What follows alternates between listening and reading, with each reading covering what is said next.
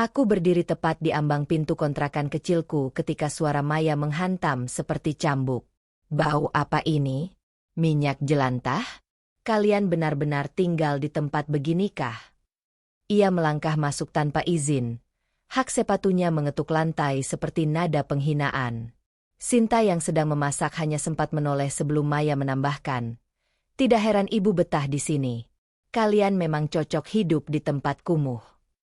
Dion menyodorkan uang ke meja, seolah memberi tip murahan. Nih, anggap saja bantuan. Kalian kan tidak punya standar apa-apa. Dadaku panas. Tanganku mengepal. Sinta menunduk. Wajahnya memerah menahan sakit hati. Tapi Maya masih belum selesai. Serius, Bim? Kamu bangga menampung ibu di sarang seperti ini? Aku menarik napas panjang, berusaha tidak meledak. Tapi sebelum lanjut, saya doakan yang sudah subscribe channel ini. Semoga sehat selalu, panjang umur, rezekinya lancar, dan yang punya hutang segera lunas. Dan jangan lupa komen dari mana kalian nonton video ini. Yuk, kita mulai ceritanya. Bima terjaga oleh telepon di tengah malam. Layar ponsel memantulkan wajahnya yang setengah terlelap, mata yang belum sepenuhnya melek memeriksa nama panggilan, Bu Rima. Suara di ujung sana tidak seperti biasanya. Ada kepanikan yang disamarkan menjadi sebuah permohonan singkat. Bima menyimak, mendengar kata-kata yang seperti batu jatuh ke dalam sumur. Sertifikat rumah, ban, penyitaan. Kata demi kata melayang di ruang kecil kontrakan itu dan mendarat di meja yang penuh dengan resep, nota pesanan, dan sebuah panci yang masih hangat. Di belakang pundak Bima, Sinta memutar badan, matanya terbuka penuh rasa ingin tahu. Ia melihat Bima menahan napas. Wajahnya sejenak kehilangan warna. Di dapur kecil, panci berhenti mengepul. Aroma rempah yang tadi hangat tiba-tiba terasa seperti tanda tanya besar. Bima menutup telepon dan memegang kepala dengan satu tangan seolah menahan sesuatu yang ingin runtuh. Ia tahu ada hal yang tak bisa dibiarkan mengambang. Ia tahu panggilan itu bukan sekadar kabar buruk. Itu adalah batu loncatan untuk badai. Pagi berikutnya, rumah besar Bu Rima tampak lebih sunyi. Pagar besi tinggi menutup seperti mulut yang menahan rahasia. Dari kejauhan, Bima melihat detail yang dulu tidak pernah ia perhatikan. Lampu taman yang padam sebagian, karpet di teras yang tidak lagi rapi, lembaran surat dengan cap bank yang tersembul di bawah pintu. Tetangga yang dulu hanya mengangguk saat lewat kini menatap dengan bisik-bisik yang siap menjadi barisan tombak. Kontrasnya tajam sampai menyakitkan. Di satu sisi rumah itu masih memantulkan gelap kilau yang dulu mengaburkan fakta. Di sisi lain kerapuhan muncul seperti retakan halus di kaca. Bima membawa ibunya kembali ke kontrakan. Ia menyaksikan perempuan tua itu turun dari mobil dengan langkah yang goyah. Tangan yang dulu tegar kini menempel di tas kecil. Bu Rima menatap sekeliling seperti melihat dunia yang mengecil. Wajahnya memerah karena malu, bukan karena capek. Saat ia memasuki ruang sempit itu, suara jarum jam di dinding kontrakan menjadi terlalu keras, mengukur setiap detik rasa tidak berdaya. Sinta bergerak cepat, menata kursi, menyuguhkan teh, menawarkan senyum yang lebih tegas daripada getar suaranya. Ia menolak menjadi pemeran utama dalam drama itu. Tangannya yang cekatan menyiapkan piring dengan gerakan yang sekaligus menenangkan dan menyingkap betapa kecilnya lapang yang harus menampung sebuah kehancuran. Bima berdiri sedikit lebih ke belakang. Matanya menempel pada ibunya yang menunduk. Ada amarah yang halus di sana. Amarah pada rahasia yang disimpan. Pada nama baik yang kini harus dicuci di wastafel kecil ini. Di sudut lain, Maya dan Dion sama sekali tidak tahu bahwa dunia yang mereka pijak rapuh. Mereka masih hidup di ritme pesta, kamera, dan senyum yang sudah didandani. Mereka belum melihat surat-surat yang menyala seperti bara di meja ruang tamu Bu Rima. Mereka belum mendengar bisikan yang mulai mengelilingi nama keluarga ini. Tetapi bagi Bima, getaran pertama itu sudah cukup. Sebuah keputusan sederhana menunggu di bibirnya. Menampung ibu, menanggung beban yang bukan ia ciptakan, membiarkan kontrakan kecil menjadi benteng terakhir. Keputusan itu sudah menjadi pernyataan, dan pernyataan ini akan mengubah semua yang selama ini ia anggap biasa. Kontrakan kecil Bima dan Sinta terletak di gang yang selalu lembab. Dindingnya dipenuhi jejak air hujan dan aroma masakan yang melekat seperti kenangan lama. Namun di balik ruang sempit itu, terdapat kehangatan yang sulit ditemukan di rumah manapun. Sinta bergerak di dapur dengan irama yang teratur. Tangan cekatannya memotong sayur sambil sesekali mengatur napas agar tetap tenang. Di meja kayu yang mulai kusam, Bima memeriksa pesanan catering, menulis angka dengan rapi seakan itu adalah cara terakhir untuk menjaga hidup mereka tetap stabil. Bu Rima duduk pelan di ujung sofa kecil. Tubuhnya seperti mengecil di antara bantal-bantal usang. Ia mengamati usaha kecil itu, melihat bagaimana Sinta bekerja tanpa keluhan dan bagaimana Bima menjaga agar semuanya tampak baik-baik saja, meski ada kekhawatiran yang belum diucapkan. Dalam tatapan Bu Rima, ada sesuatu yang tidak sempat ia sampaikan selama tinggal di rumah besar. Sebuah kesadaran bahwa kehangatan tidak pernah membutuhkan pagar tinggi. Kontrasnya semakin terasa ketika cerita berpindah ke rumah Maya. Rumah itu luas, langit-langitnya tinggi, lantai marmernya memantulkan cahaya seperti panggung. Maya berdiri di depan cermin raksasa sambil memeriksa gaun yang menggantung sempurna di bahunya. Setiap detail harus tepat. Setiap garis harus menunjukkan status. Di belakangnya, Dion menyesuaikan jam tangan mahal, seolah benda itu adalah simbol keberhasilan yang tak boleh dipertanyakan. Ruang tamu mereka dipenuhi barang mewah yang tampak seperti trofi, namun keheningan di dalamnya terasa dingin. Di ruang itu tidak ada panci berisi sup atau meja dengan noda minyak. Di sana hanya ada kesunyian yang sering disembunyikan oleh pesta dan unggahan media sosial. Dunia maya berputar pada penilaian orang lain. Semakin mereka memuja, semakin ia merasa hidup. Dion pun demikian, sibuk mengatur agar citra dirinya tetap tegak meski fondasinya rapuh. Hubungan Maya dengan Bima tidak pernah benar-benar dekat, tetapi dulu setidaknya ada percakapan. Kini jarak itu berubah menjadi dinding tak terlihat, terbuat dari perbedaan gaya hidup dan ambisi yang tidak pernah sejalan. Maya merasa berada satu tingkat di atas adiknya sendiri, sebuah keyakinan yang ia rawat seperti tanaman yang tumbuh dari kesombongan. Sementara itu, Bima tidak pernah iri. Ia hanya menatap dunianya sendiri, yang kecil namun jujur. Namun ketika Bu Rima datang membawa kabar pahit, perbedaan dua dunia itu menjadi semakin menekan. Sinta mencoba mengalihkan rasa tidak nyaman dengan memperbaiki posisi kursi, memberikan teh hangat, dan berbicara dengan suara yang menenangkan. Ia tahu Bima sedang menahan ledakan yang belum menemukan arah. Di depan pintu kontrakan, suara klakson motor berlalu lalang. Namun bagi keluarga kecil itu, dunia terasa berhenti sesaat. Disinilah latar cerita mulai menegaskan garis batas antara kehangatan yang tulus dan kemewahan yang palsu. Bima berdiri di tengah keduanya, menatap ibu yang kehilangan rumah dan mengingat kakak yang selalu hidup dalam bayang-bayang prestise. Ia tahu badai tidak akan berhenti di sini. Ia tahu langkah-langkah berikutnya akan membawa mereka pada benturan yang lebih keras. Namun ia juga tahu bahwa apapun yang terjadi, rumah kecil ini adalah satu-satunya tempat yang masih bisa menampung luka, rahasia, dan harapan yang hampir hilang. Maya datang ke kontrakan Bima dengan langkah yang terlalu angkuh untuk gang sempit itu. Hak sepatunya menekan lantai seperti ketidaksabaran yang tidak disembunyikan. Dion mengikutinya dari belakang. Wajahnya menampilkan senyum tipis yang mengandung rasa iba palsu. Begitu pintu dibuka, Maya menghentikan langkah seolah dinding kontrakan adalah udara kotor yang sulit ia hirup. Tatapannya menyapu ruangan, menilai setiap sudut, setiap noda, setiap ketidaksempurnaan, lalu menetap pada wajah Sinta yang menyambut dengan sopan. Maya mengangkat alis, sebuah gerakan kecil yang seperti cambuk.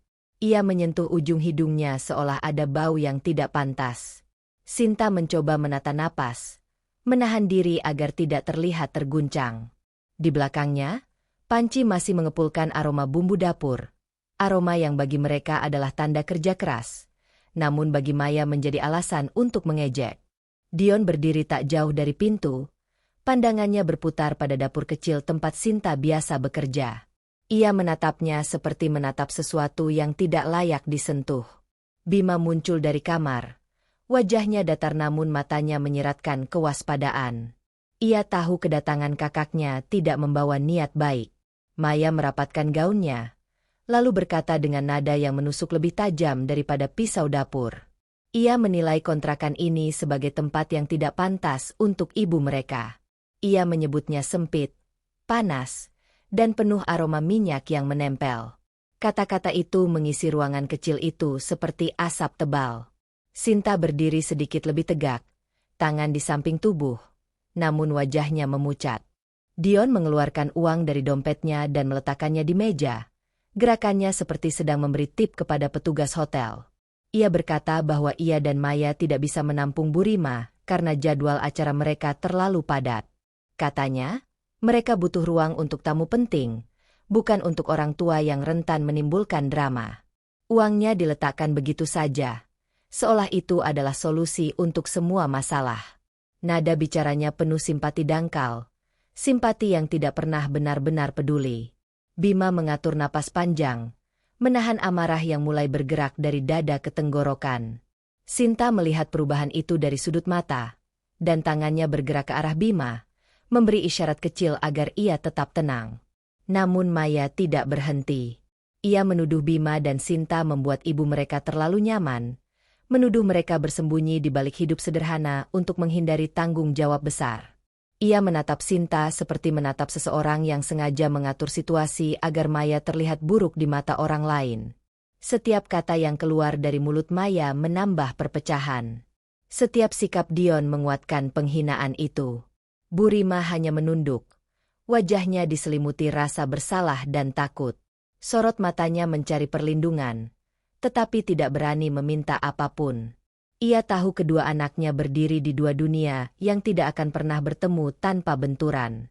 Bima akhirnya berkata dengan suara yang pelan namun tegas, meminta Maya menghentikan ucapannya dan memberi waktu bagi ibu mereka untuk menenangkan diri.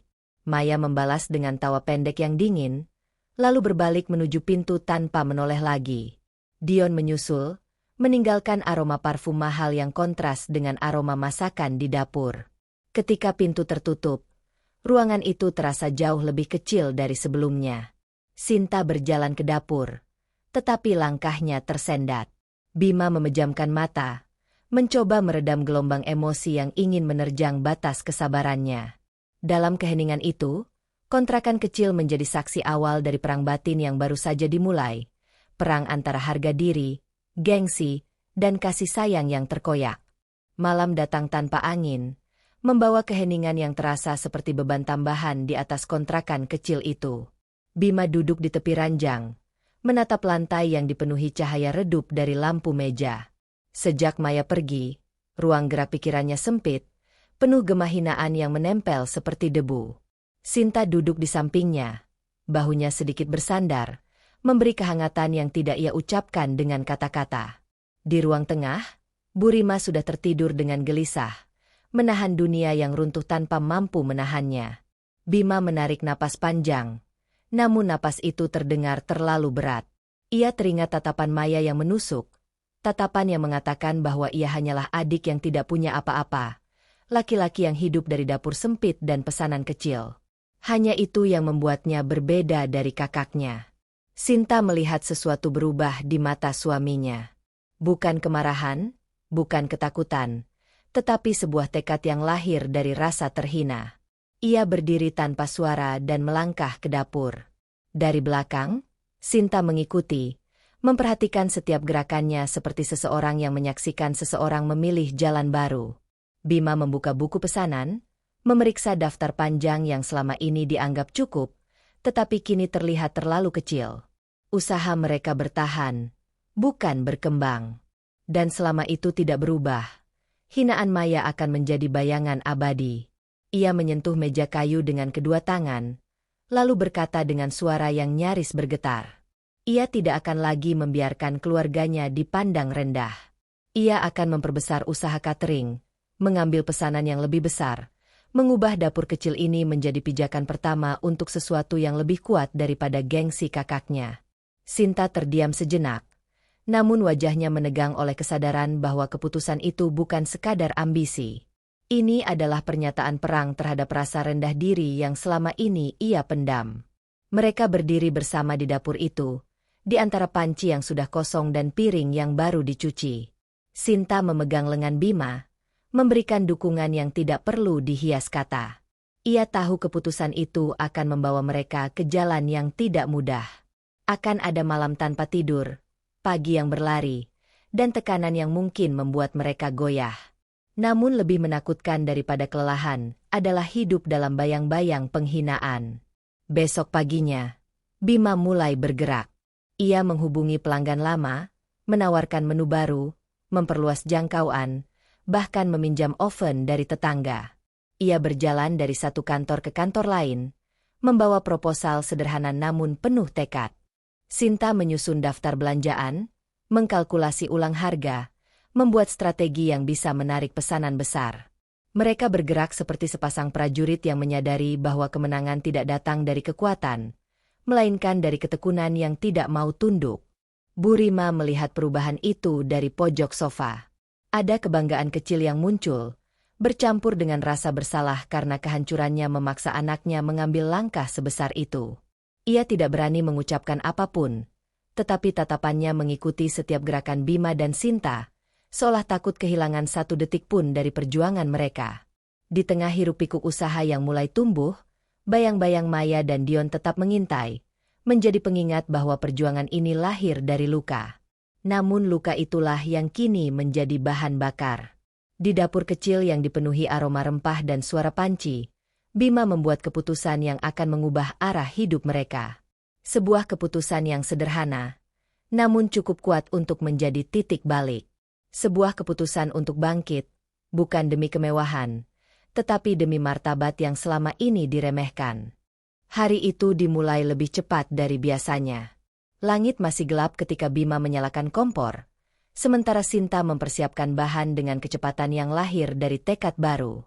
Dapur kecil itu berdetak seperti jantung yang bekerja keras, menyulap setiap aroma menjadi harapan. Mereka hampir tidak berbicara, namun setiap gerakan adalah komunikasi yang lebih jelas daripada kata-kata.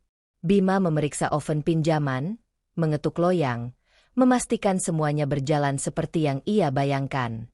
Sinta merapikan tumpukan kotak makanan, memastikan tidak ada satupun yang terlihat asal-asalan. Mereka sedang mempersiapkan pesanan terbesar yang pernah mereka terima. Pesanan itu datang dari sebuah kantor yang dulu hanya mereka impikan. Seorang karyawan melihat postingan makanan yang diunggah pelanggan lama. Ia tertarik, lalu mengundang mereka untuk mencoba menyediakan catering acara perusahaan. Tawaran itu datang seperti hadiah yang tidak pernah mereka minta, namun justru muncul saat mereka paling membutuhkannya. Sinta hampir tidak percaya ketika membaca pesan itu. Bima yang awalnya terdiam, akhirnya tersenyum lemah, seolah dunia memberi celah kecil untuk bernapas. Di kantor itu, meja panjang disusun rapi, dan Bima serta Sinta berdiri di ujung ruangan sambil menunggu penilaian. Aroma masakan mereka memenuhi ruang rapat, menyingkirkan wangi sintetis dari pendingin ruangan yang terlalu dingin. Para pegawai mencicipi makanan mereka satu persatu. Ada anggukan kecil, ada gumaman setuju, dan ada tatapan puas yang membuat dada Bima terasa lapang.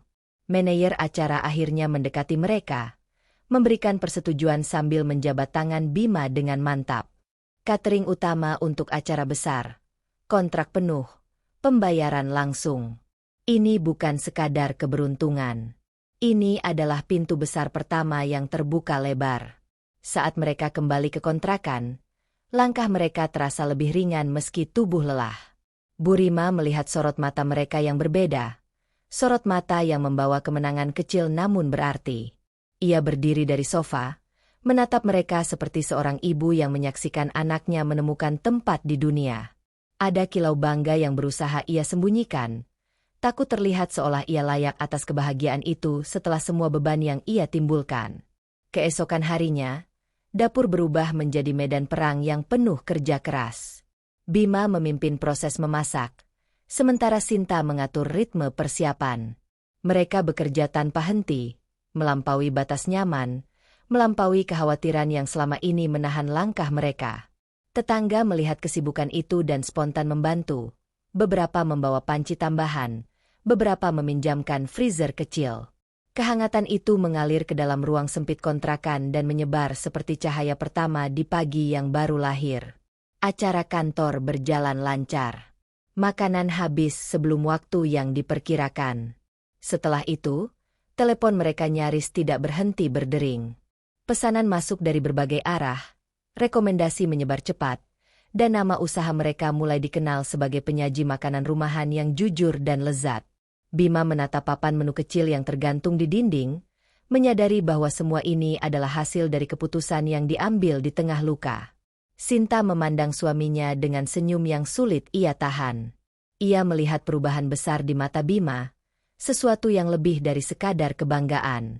Ada ketenangan baru, keberanian yang tumbuh karena mereka membuktikan diri tanpa perlu merendahkan siapapun.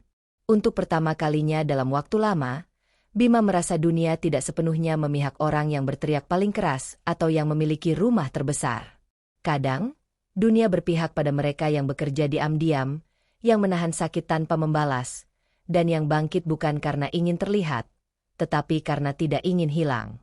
Hari itu, keajaiban kecil menjelma menjadi tonggak besar yang mengubah arah hidup mereka. Kontrakan kecil itu berubah menjadi tempat yang berdenyut dengan optimisme baru. Setiap pagi Bima bangun sebelum suara ayam terdengar, menyapu lantai dapur yang mulai penuh peralatan tambahan. Sinta menyalakan kompor dengan gerakan yang lebih pasti, bukan lagi sekadar rutinitas, melainkan bagian dari mimpi yang perlahan menemukan bentuk. Di dinding, kalender penuh coretan pesanan. Sebuah keajaiban yang dulu hanya berani mereka bayangkan ketika waktu terasa terlalu panjang dan hidup bergerak terlalu lambat. Bu Rima sering berdiri di ambang pintu dapur, menatap anak dan menantunya seperti seseorang yang diberi kesempatan kedua untuk menyaksikan kehidupan yang pernah ia remehkan. Tangannya yang lemah meraba punggung kursi sambil memperhatikan bagaimana Sinta menyusun kotak makanan dengan ketelitian seorang seniman. Setiap hidangan tampak seperti usaha untuk membuktikan sesuatu, bukan kepada pelanggan, tetapi kepada dunia yang pernah menertawakan mereka. Nama usaha mereka mulai menyebar ke kantor-kantor sekitar kota. Beberapa pelanggan datang langsung, membawa rekomendasi dari acara besar yang sukses itu. Mereka memuji rasa makanan, pelayanan cepat, konsep menu, dan keramahan yang terasa tulus. Pujian itu tidak membuat Bima terbang, justru menancapkan kakinya lebih kuat ke tanah. Ia masih ingat bagaimana Maya memandang rumah ini dengan jijik. Ingatan itu menjadi pengingat bahwa keberhasilan bukan sesuatu yang harus dipamerkan, melainkan sesuatu yang harus dipertahankan. Di dapur, suara panci yang beradu dan aroma rempah yang menari di udara membuat ruangan itu terasa lebih besar dari yang sebenarnya. Sinta menempelkan daftar belanja di kulkas kecil, menyusun strategi agar stok tetap aman. Baginya, setiap perubahan kecil terasa seperti langkah menuju masa depan yang tidak lagi dibayangi keraguan. Ia melihat Bima yang bekerja tanpa keluhan, bahkan lebih bersemangat dari sebelumnya. Ada sesuatu yang berubah dalam cara ia menatap hidup, seolah dunia tiba-tiba membuka pintu yang dulu terkunci rapat. Tetangga mulai menyadari perubahan itu. Mereka sering berhenti di depan kontrakan, menawarkan bantuan kecil, sekadar mencuci panci atau mengantar pesanan ke pelanggan terdekat. Kehangatan itu menjalar, membungkus kontrakan seperti selimut tipis yang melindungi dari dingin kemiskinan. Bima selalu membalas dengan senyum dan terima kasih yang tulus. Baginya, dukungan itu lebih berarti daripada apapun yang pernah diberikan Maya dan Dion. Bu Rima duduk di meja makan yang kecil. Matanya sedikit berkaca saat melihat anaknya berbicara tentang rencana menabung untuk memperbesar usaha. Ada kebanggaan yang tumbuh, namun juga penyesalan yang menancap dalam. Ia menyadari betapa salahnya menilai kebahagiaan dari ukuran rumah atau jumlah pesta. Kebahagiaan ternyata lebih dekat pada lengkung senyum, aroma masakan, dan suara tawa kecil yang muncul ketika seseorang menikmati hasil kerja keras. Sore itu, setelah pesanan terakhir diantar, Bima dan Sinta duduk di depan pintu kontrakan, menghirup udara yang mulai sejuk. Mereka saling menatap, menyadari bahwa mereka telah melangkah jauh dari titik tempat Maya menghina mereka. Mereka tidak lagi sekadar bertahan. Mereka sedang naik, sedikit demi sedikit, mengumpulkan keberanian untuk berdiri lebih tinggi. Dunia terasa bersahabat, Dan untuk pertama kalinya dalam waktu yang lama, tidak ada rasa takut bahwa hari esok akan lebih buruk dari hari ini. Namun jauh di tempat lain, rumah mewah yang biasa dipamerkan Maya mulai menunjukkan retakan yang tidak dapat ditutupi oleh gaun mahal atau senyum palsu. Ia dan Dion masih tidak menyadari bahwa badai sudah bergerak ke arah mereka. Sementara Bima dan Sinta perlahan naik, kehidupan Maya mulai menggulung tanpa ampun. Dan tak ada yang sanggup menghentikannya ketika retakan itu akhirnya pecah. Di balik tirai kristal yang dulu memantulkan kebanggaan, retakan mulai muncul seperti peta kehancuran. Pagi itu, telepon yang biasa berdering dengan ajakan ke pesta dan undangan acara mendadak hening. Surat resmi berlapis kopi datang ke meja ruang tamu, cap ban dan stempel pengadilan menorehkan kenyataan yang tak bisa disulap menjadi pajangan. Dion membaca baris demi baris dengan tangan yang bergetar. Matanya melongok seolah huruf-huruf itu berasal dari orang asing. Investasi yang selama ini ia pamerkan diundang sebagai bukti di hadapan notaris dan auditor. Angka-angka yang ia banggakan berubah menjadi korban dari strategi berisiko yang kini runtuh. Maya berdiri di balkon lantai atas, menatap jalanan yang tak lagi memberi hormat. Ia menutup tirai sekuat tenaga, mencoba menahan pandangan tetangga yang mulai berbisik. Dalam beberapa saat, kendaraan derek datang, petugas masuk ke halaman, dan daftar aset yang dulu menjadi simbol kebanggaan diseret satu persatu seperti tirai yang ditarik dari panggung sandiwara. Teman yang kemarin masih memfoto mereka kini menghindar.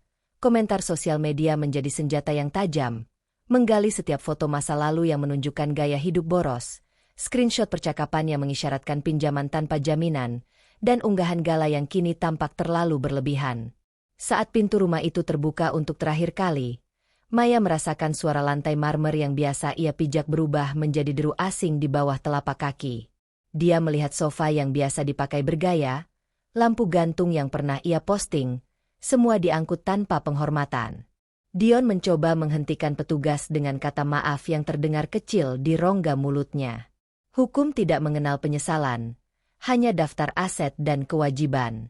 Ketika terakhir pintu itu ditutup, tidak ada lembar kontrak yang bisa menambal kehancuran, hanya kesunyian yang pekat. Di luarnya, kabar itu merambat cepat, melewati pagar, menyentuh tetangga, lalu menerobos batas dunia maya. Komentar tajam mengalir. Sindiran dan ejekan datang seperti hujan. Dunia yang mereka bangun dari ilusi kini menjadi lapangan publik untuk penghukuman. Maya merasa kulitnya terbakar oleh tatapan yang dulu ia cari. Semua yang ia perjuangkan untuk menjaga citra kini berubah menjadi bukti kebodohan. Kehancuran itu bukan hanya finansial. Dion dipanggil pihak berwajib terkait dugaan penyalahgunaan dana investor. Nama mereka menjadi headline di koran lokal. Narasi tentang pasangan yang memilih gaya hidup mewah di atas utang membentuk cerita yang melumat reputasi. Klien yang dulu menghargai nama Dion menjauh satu persatu. Tawaran kolaborasi lenyap. Rekening dibekukan. Telepon rumah yang biasa berisik sekarang hanya memantulkan nada sibuk. Maya merasakan tanah bergeser dari bawahnya.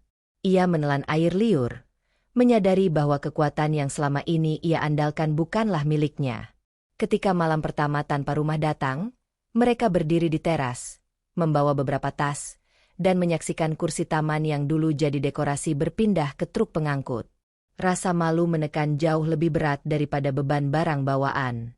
Dion memejamkan mata, mencoba merapikan kata-kata, tapi tidak ada kata yang bisa menangkis kenyataan.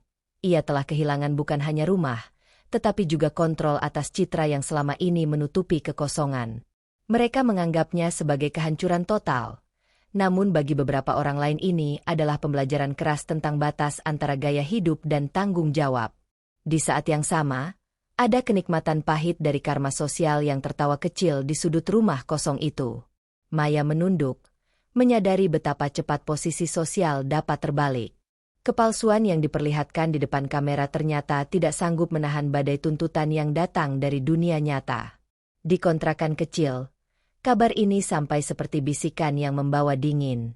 Bima dan Sinta, yang sempat merasakan kebaikan tetangga dan panggilan kerja keras, berdiri di ambang pintu mereka, menyaksikan bayangan yang berkeping-keping. Tidak ada kegembiraan berlebihan dalam hati mereka, Hanya kesadaran pahit bahwa hidup kadang berayun dengan cepat dari tinggi ke rendah. Mereka mengamati, tidak menghakimi, sambil merasakan bagaimana sikap yang pernah melukai kini dibalas oleh kenyataan yang keras. Dunia maya runtuh. Dunia kecil mereka tetap bertahan. Namun pergeseran itu mengubah posisi semua orang di sekitar. Langit sore menggelayut rendah ketika Maya dan Dion meninggalkan rumah mewah mereka untuk terakhir kalinya.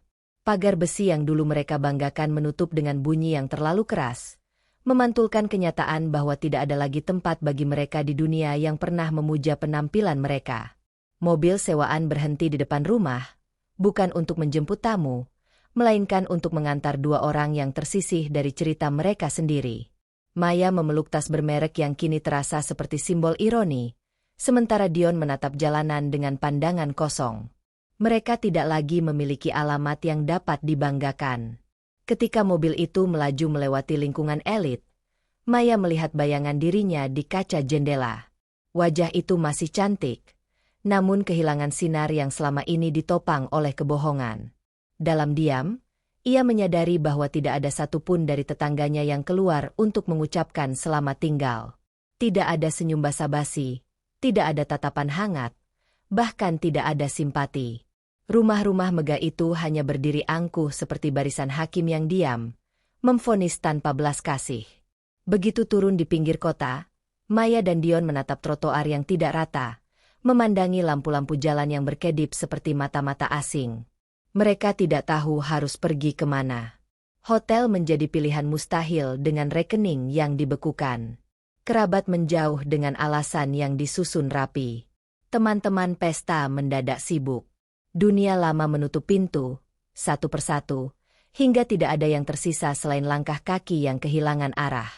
Maya mencoba menghubungi beberapa kenalan, namun panggilan tidak dijawab. Pesan dibaca tanpa balasan. Ia menelan kekecewaan dan kehinaan, menyadari bahwa pengusiran bukan hanya dari rumah, tetapi dari tatanan sosial yang ia bangun selama bertahun-tahun. Dion berjalan sedikit di depan, seolah tidak ingin terlihat rapuh di samping istrinya. Namun bahunya yang turun dan langkahnya yang tidak stabil menunjukkan bahwa rasa bersalah dan kekalahan menempel lebih berat daripada barang bawaan mereka. Malam itu, mereka berteduh di dekat kios tutup yang hanya menawarkan atap seadanya. Maya duduk dengan tubuh melingkar, memeluk lutut, merasakan dingin meresap ke dalam tulang. Ia menatap Dion, mencari sesuatu untuk digenggam, tetapi yang ia lihat hanyalah pria yang berusaha mengumpulkan sisa-sisa harga dirinya. Kehidupan mereka telah berubah dari pesta yang penuh cahaya menjadi gelap kota yang menelan tanpa ampun. Saat itu Maya teringat tatapan Sinta, tatapan yang dulu ia anggap lemah. Tatapan itu sekarang muncul seperti pantulan yang tidak bisa ia hindari. Ia teringat kata-katanya sendiri, tajam dan meremehkan, yang ia lontarkan di kontrakan sempit Bima. Suara itu kini kembali kepadanya, bukan sebagai kemenangan, tetapi sebagai hukuman. Ironinya begitu jelas hingga membuat dadanya sesak. Dion mengusulkan agar mereka mencari kontrakan murah, namun harga tetap lebih tinggi dari kemampuan mereka. Pilihan semakin sempit. Sementara itu, berita tentang penyitaan rumah mereka dan skandal keuangan Dion menyebar semakin luas. Tidak ada perusahaan yang ingin bersentuhan dengannya. Tidak ada undangan yang datang. Dunia lama yang dulu mereka anggap abadi kini berubah menjadi kenangan yang memalukan. Ketika malam semakin pekat, Maya menatap cakrawala yang seolah menutup semua jalan keluar. Ia tidak lagi mempertahankan gengsi. Tidak ada yang tersisa untuk menopang keangkuhan itu. Hanya satu bayangan kecil muncul di pikirannya. Bayangan dari gang sempit tempat adiknya tinggal. Bayangan yang pernah ia hina, namun kini menjadi satu-satunya tempat yang mungkin terbuka baginya. Namun keberanian untuk mengarah ke sana belum muncul. Pengusiran ini lebih dari kehilangan rumah. Ini adalah pengasingan dari dunia yang dulu menyuapi ego, menyingkirkan mereka ke pinggiran kehidupan yang tidak pernah mereka bayangkan. Dan malam itu, di tengah bau aspal dan angin yang membawa debu, Maya akhirnya merasakan bagaimana rasanya menjadi orang yang tidak diinginkan dimanapun. Dunia telah menjatuhkan putusan. Kini tinggal mencari apakah ada pintu yang masih bersedia terbuka untuk mereka. Hari-hari berikutnya bergerak lambat bagi Maya dan Dion, seperti waktu sengaja memperpanjang penderitaan mereka. Mereka berpindah dari satu tempat ke tempat lain, mencari ruang yang cukup layak untuk sekadar tidur tanpa harus merasa seperti pengungsi di kotanya sendiri. Namun kota tidak mengenal belas kasih. Setiap sudut menunjukkan wajah kerasnya. Setiap bangunan seolah mengingatkan mereka bahwa dunia tidak memberi tempat bagi orang yang jatuh tanpa pegangan. Di sebuah kamar kos harian yang sempit dan lembab, Maya duduk di tepi ranjang tua yang berderit setiap kali ia menggerakkan tubuh. Bau lembab campur bekas asap rokok menempel pada udara, membuatnya terasa seperti ruangan itu menolak kedatangan mereka. Dion mengatur beberapa pakaian lusuh di lantai, gerakannya pelan dan putus asa. Tidak lagi serupa pria yang pernah berdiri percaya diri di balik panggung gala. Setiap benda yang ia sentuh mengingatkannya bahwa ia tidak memiliki apapun lagi untuk dibanggakan. Maya mencoba merias wajahnya dengan alat kosmetik yang sudah hampir habis. Namun pantulan di cermin kecil itu menampilkan sesuatu yang lebih jujur daripada cahaya panggung manapun. Wajah cantiknya masih ada, namun garis-garis kecemasan mulai muncul, dan matanya terlihat seperti jendela yang kehilangan lampu di dalamnya. Ia menatap dirinya lama, lalu meletakkan riasan itu. Tidak ada gunanya. Tidak ada pesta. Tidak ada kamera. Tidak ada dunia yang menunggu. Dion mencari pekerjaan, namun bekas skandal keuangan menempel pada namanya seperti noda yang sulit dihapus. Setiap wawancara gagal. Setiap lamaran ditolak dengan alasan yang dibungkus sopan tetapi bermakna sama. Mereka tidak menginginkannya. Ia pulang setiap hari dengan langkah lebih berat dari sebelumnya. Maya melihat cara suaminya jatuh perlahan, bukan oleh utang, melainkan oleh rasa malu yang menelan harga dirinya. Namun ia sendiri sedang berjuang menghadapi bayangannya. Mereka sering berdebat, bukan karena saling membenci, tetapi karena rasa takut dan putus asa menuntut korban. Maya menyalahkan Dion atas semua keputusan yang salah. Dion menyalahkan Maya atas gaya hidup mahal yang terus ia dorong. Namun setiap kali suara mereka meninggi, keduanya menyadari ironi pahitnya. Mereka berdua penyebab kehancuran itu. Tidak ada pemenang, hanya dua orang yang kehilangan tempat pulang.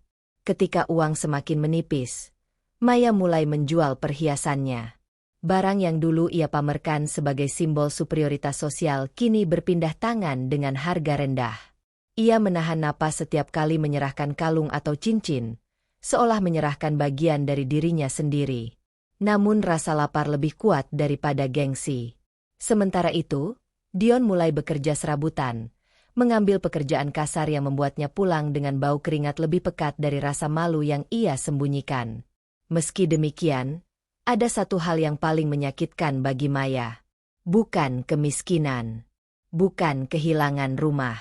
Bukan tatapan sinis orang asing. Yang paling menghancurkan adalah suara di kepalanya. Suara yang pernah ia lontarkan kepada Sinta di kontrakan kecil itu. Suara penuh hinaan yang kini kembali seperti cermin pecah, memantulkan balasan dari takdir. Maya tidak perlu dihukum oleh siapapun. Hidup sendiri sudah cukup kejam untuk melakukannya. Malam itu, ketika hujan turun dan membasahi kota seperti air mata yang tidak habis-habis, Maya duduk sendirian di dekat jendela kamar kos. Lampu jalan memantulkan cahaya kuning yang bergetar pada genangan air. Ia memeluk dirinya, merasakan dingin meresap ke dalam tulang.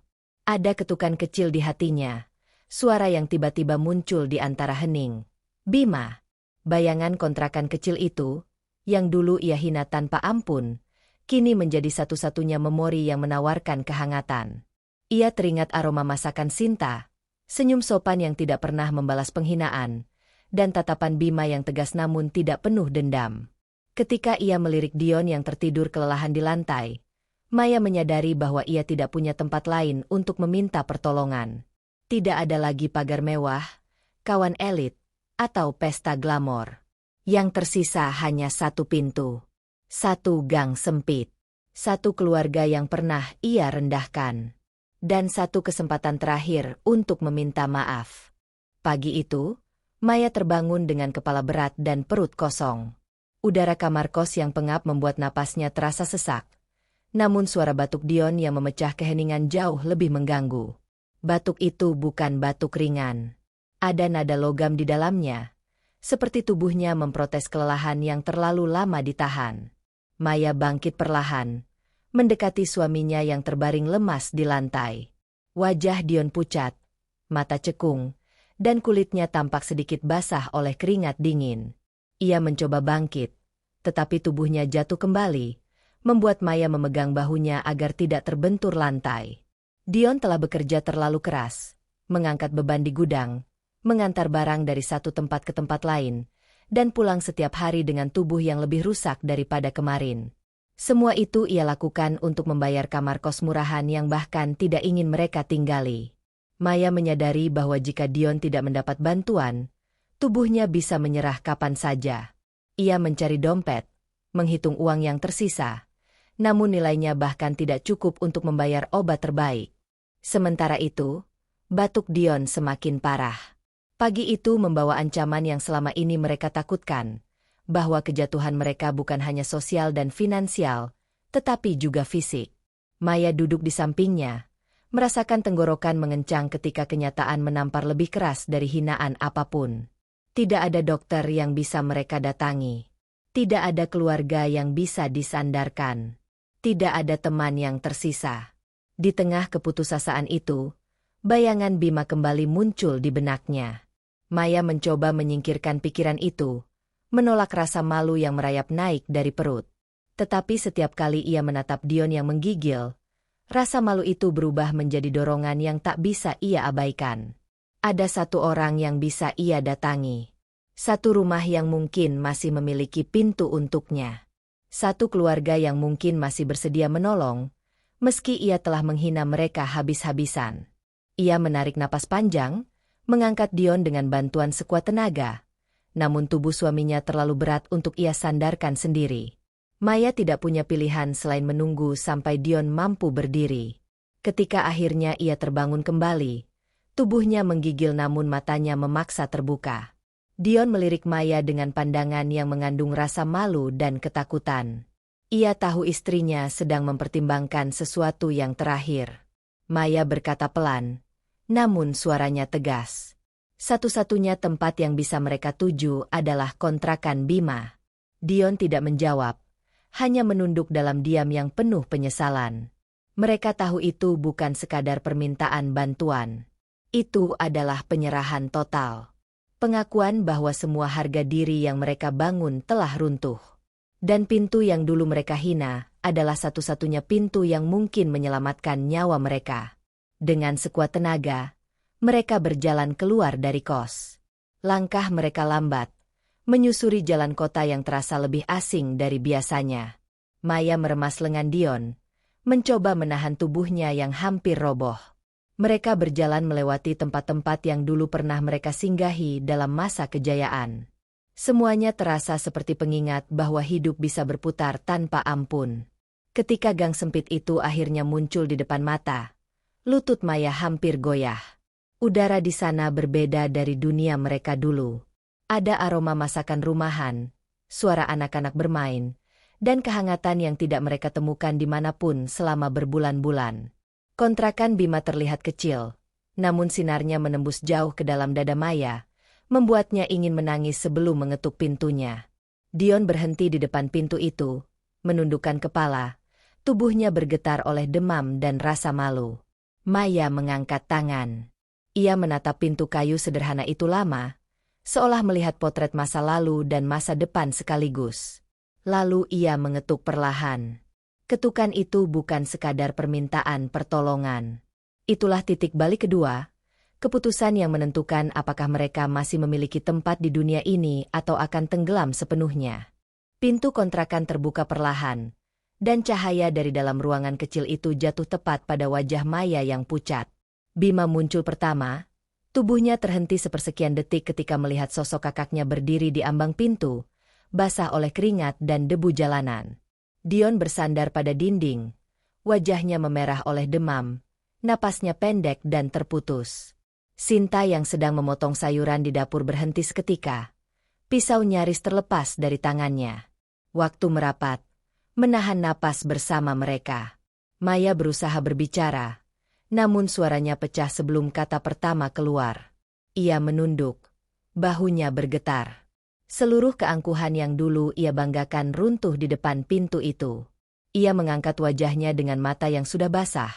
Bukan oleh air mata cantik seorang sosialita, melainkan air mata perempuan yang kehilangan semua benteng gengsinya. Tidak ada riasan yang menahan keterpurukan itu. Tidak ada gaun yang menutupi luka batin yang menganga.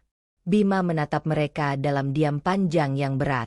Dalam sorot matanya, ada kejutan, ada luka lama yang ikut rangkat, namun tidak ada kebencian yang mengintai dari balik irisnya. Hanya kebingungan dan kesedihan yang disatukan oleh rasa ingin memahami. Sinta melangkah mendekat perlahan. Pandangannya terarah pada Dion yang sudah hampir roboh. Ia tidak bertanya apapun. Ia hanya melihat penderitaan. Dan bagi Sinta, itu cukup untuk menggerakkan hati.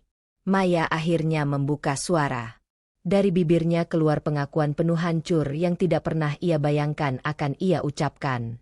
Ia meminta maaf. Suaranya lirih namun jelas. Mengatakan bahwa ia salah menilai, salah berbicara, salah hidup. Kata-kata itu jatuh ke lantai seperti beban bertahun-tahun yang akhirnya dilepaskan. Sinta terasa tersengat oleh kejujuran tersebut. Bukan karena sakit, tetapi karena keberanian untuk mengakui luka yang ia buat. Dion terjatuh ke lutut, membuat Maya memekik kecil dan memeganginya. Napasnya nyaris tidak stabil. Tubuhnya menggigil, menunjukkan bahwa meski gengsi laki-laki itu keras, tubuhnya tidak lagi sanggup mempertahankan kepura-puraan. Sinta segera berlari dan memegang lengannya, membantu menstabilkan tubuh Dion. Gerakan Sinta begitu halus, begitu manusiawi, hingga Maya menggigit bibirnya menahan rasa malu yang mengalir seperti racun. Bima akhirnya bergerak. Ia melangkah perlahan, menahan pergolakan dalam dirinya.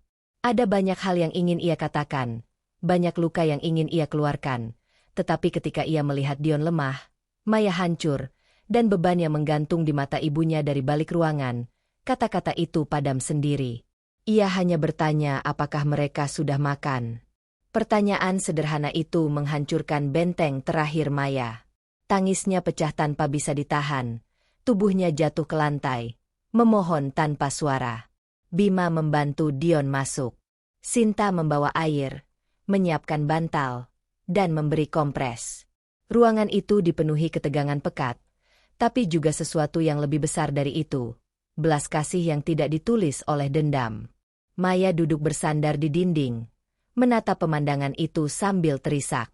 Ia menutupi wajahnya dengan kedua tangan, merasa tidak pantas berada di ruang yang pernah ia hina. Namun disitulah ia menemukan pelajaran paling menyakitkan. Kebaikan yang ia tinggalkan dulu ternyata tetap ada, menunggunya meski ia datang dengan kehancuran. Bu Rima muncul dari kamar, terkejut melihat kedua anaknya berada di lantai.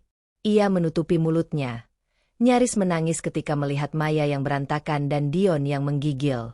Ia memeluk Maya tanpa bertanya apapun. Pelukan itu rapuh namun tulus, membuat Maya kembali menangis lebih keras. Tidak ada kata yang lebih tepat menggambarkan momen itu selain penyerahan total. Semua keangkuhan, semuanya meleleh menjadi air mata penyesalan. Malam itu tidak berakhir dengan kemenangan siapapun. Tidak ada dialog panjang, tidak ada pelukan dramatis yang dibuat-buat. Hanya keluarga yang duduk dekat satu sama lain, menyadari betapa rentannya manusia ketika dunia mengambil segala hal yang menutupi luka-luka di dalamnya. Dan di tengah ruang sempit itu, mereka menemukan kembali sesuatu yang lebih kuat daripada kemewahan apapun. Tempat pulang. Pagi itu datang dengan cahaya lembut yang menyelinap melalui celah jendela kontrakan, membuat debu kecil menari di udara seperti serpihan keemasan. Suasana dapur tidak lagi dipenuhi ketegangan atau rasa bersaing yang terselubung. Yang ada hanya ritme kerja yang stabil, harmoni yang lahir bukan dari kesempurnaan, tetapi dari perjalanan panjang menerima kesalahan dan belajar memperbaikinya. Sinta menata piring-piring kecil berisi lauk pesanan pagi. Gerakannya tetap cekatan, tetapi kini ditemani tawa renyah dari Maya yang berada di belakangnya, membungkus kotak makanan sambil sesekali berkomentar tentang betapa sulitnya menjaga agar sambal tidak menetes. Suara mereka berpadu seperti dua nada yang dulu bertolak belakang, kini saling melengkapi dalam keseharian yang baru. Dion berdiri di luar kontrakan, memberi penjelasan kepada pelanggan yang datang menjemput pesanan.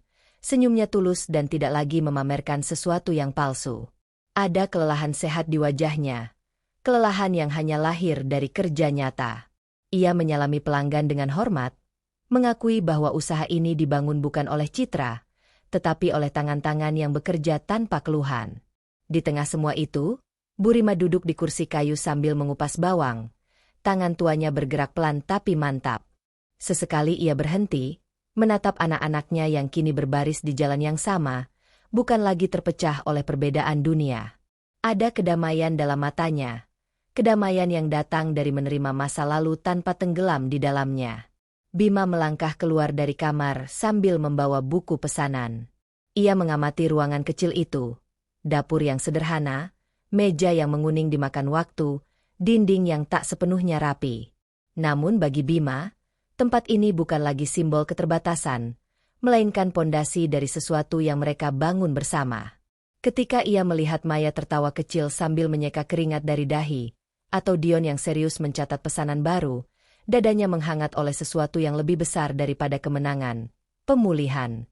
Tetangga mulai berdatangan, membawa titipan makanan, beberapa menawarkan bantuan, beberapa sekadar mampir untuk mengobrol. Kontrakan yang dulu terasa sempit kini berubah menjadi pusat kehidupan, tempat orang tak hanya datang untuk memesan makanan, tetapi untuk merasakan energi yang lahir dari keluarga yang akhirnya belajar menjadi keluarga. Hari berlalu dengan damai. Ketika matahari mulai turun, mereka duduk bersama di meja makan, menghidangkan sisa lauk yang tidak terjual. Tidak ada meja panjang, tidak ada lilin elegan, tidak ada musik kalem seperti di pesta-pesta Maya dulu. Hanya lampu bohlam yang menggantung di atas kepala, membuat cahaya hangat yang jatuh pada wajah-wajah lelah namun puas. Bima memandang keluarganya satu persatu, membiarkan rasa syukur memenuhi dadanya. Sinta meraih tangannya di bawah meja. Jari mereka saling menggenggam dengan kekuatan yang lembut. Maya menyendok nasi sambil sesekali menahan senyum malu ketika Bima menggodanya tentang betapa cepat ia belajar memotong bawang. Dion tertawa kecil. Tawa yang dulu jarang muncul kecuali di balik topeng pesta. Di luar, suara anak-anak berlarian di gang sempit. Makanan di meja itu tidak mewah, tetapi hangat dan cukup. Mereka makan tanpa tergesa, menikmati setiap momen seolah dunia memberi kesempatan kedua yang tidak boleh disia-siakan. Tidak ada yang berbicara tentang masa lalu dengan nada getir. Tidak ada yang mengungkit kesalahan dengan dendam.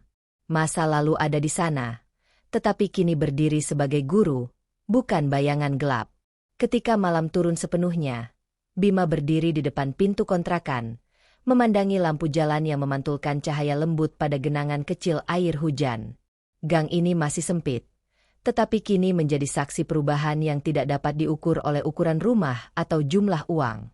Gang ini menjadi tempat di mana luka lama dijahit kembali, tempat keangkuhan belajar menyerah, dan tempat kebaikan menang bukan dengan suara keras, tetapi dengan keteguhan yang konsisten.